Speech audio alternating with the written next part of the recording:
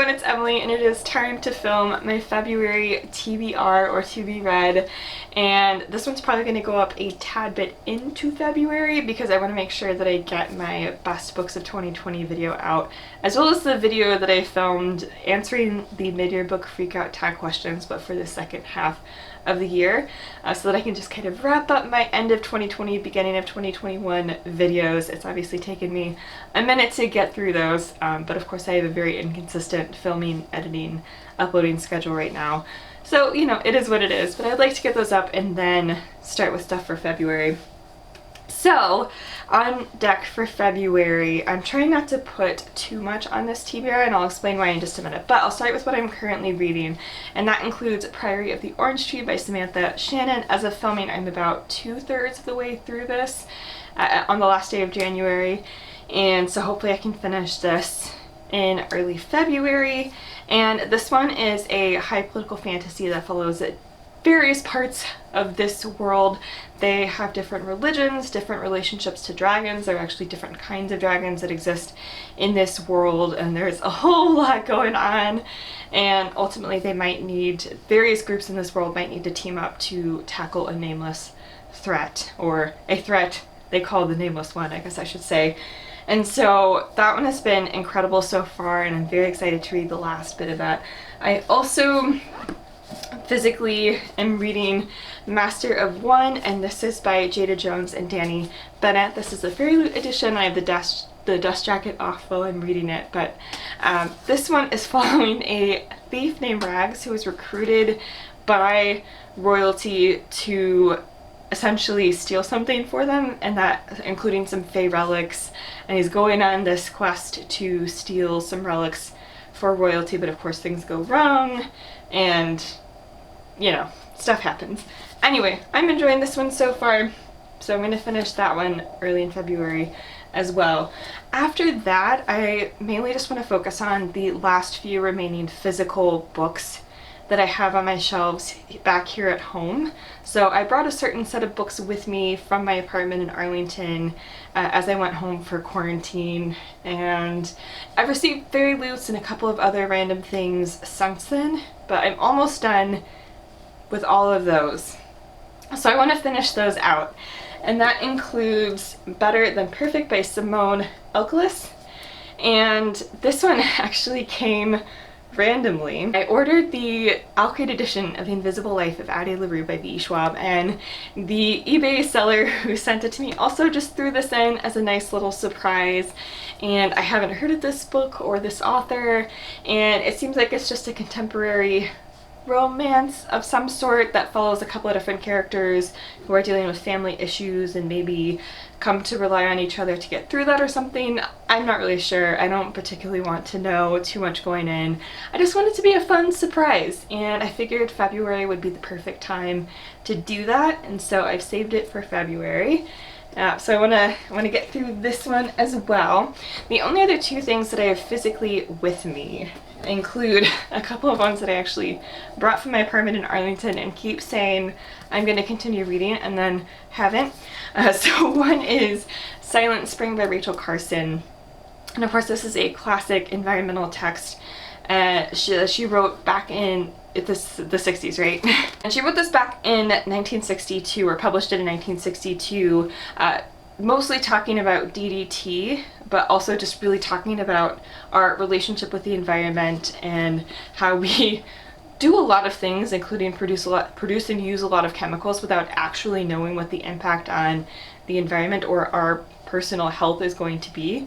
So this is a pivotal text in the environmental space and in environmental history. So I want to finish this. I've read about half of it, and I want to get this finished out. I also want to finish the second half of Merchants of Doubt, and this is by Naomi Oreskes and Erica M. Conway. And this one is also a very pivotal text looking at a specific group of people who really, over the past decades, 5-6 decades, have really cast doubt on science, on expertise, and have really just kind of raised a cloud of doubt about certain things that are really, really important for the public to learn about.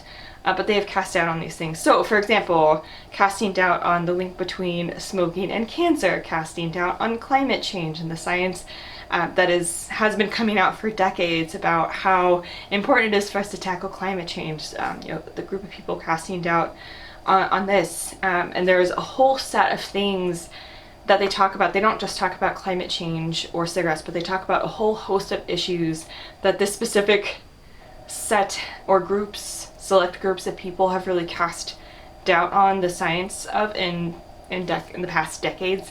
And so this is also an incredibly important work that I read about half of and want to just get this finished and read the rest of this. It was really, really interesting, the first half that I read, and although it was published a while ago, I still think it's an incredibly important work in the environmental community and just the scientific community, or the community that is trying to make sure that science has a sound basis for creation of policy and keeping people safe. Anyway, so those are going to be all of the physical books that I at least brought with me or I've acquired since quarantine.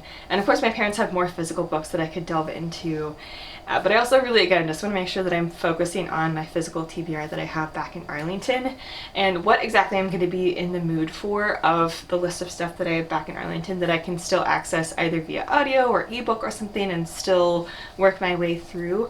I'm not sure what I'm going to be in the mood for. And I really just kind of want to mood read for the rest of February and just kind of add some stuff in that I'm not really sure what I want to prioritize at the moment.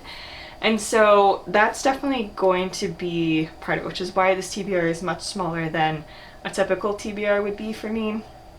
The last thing I will mention, and I do weekly vlogs, so if you want to keep up with what I'm actually reading week to week, I do post weekly reading vlogs. So we'll see what happens over the month of February. The last thing I will mention is that a hold is hopefully going to come through from the library. I want to sprinkle in a few new releases here and there, but that's not what I want to focus on. But Winterkeep by Kristin Cashore is certainly an exception. This is one of the ones I'm most excited about for this year, and I have placed a copy on hold, or an e-audiobook copy on hold from the library, and that should come through in February. So I could listen to Winterkeep by Kristin Cashore if that does in fact come through. So that's also on the radar for February. And this is the 4th book in the Graceling Realms series, which is a series of kind of sort of companion novels. It follows kind of an old-fashioned, I guess, or kind of an old-feeling fantasy world that has, you know, court and royalty, but also, you know, spies, and it's just a super fun political YA fantasy that I have absolutely fallen in love with. I love every single book in this series. And the first 2 books follow a couple of different parts of this world. The 3rd book actually follows a character you meet in the 1st book, but a little bit later. And then Bitterblue is actually a follow-up, or sorry, Bitterblue is the 3rd book. Winterkeep is actually a follow-up to Bitterblue. So that one, it's actually probably pretty good to read these in order. But anyway, that one could potentially be on deck as well. So yeah, other than that, I'm just gonna see what I'm in the mood for and see from my list of what I know I have in Arlington what I want to read this month.